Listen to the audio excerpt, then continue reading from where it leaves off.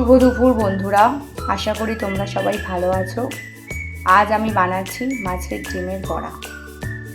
এটা বাঙালিদের অতি প্রিয় একটা খাবার। এটার জন্য আমি প্রথমে একটু পেঁয়াজ কুচি দিয়ে দিচ্ছি, তারপর একটু ধনেপাতা কুচি, তারপর এখানে আছে একটু আদা রসুনের পেস্ট,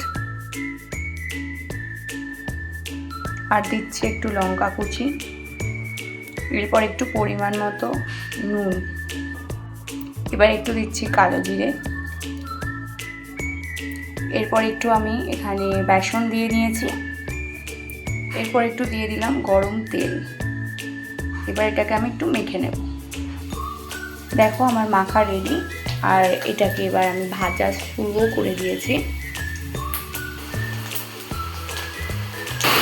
দেখো আমার মাছের ডিমের বড়া রেডি, আর তার সাথে এখানে মুষলধারা বৃষ্টি নেমেছে, অর্থাৎ আজ আমার লাঞ্চের মেনু একদম জমে ক্ষীর। তোমাদের আজ মেনুতে কী আছে জানিও। টাটা।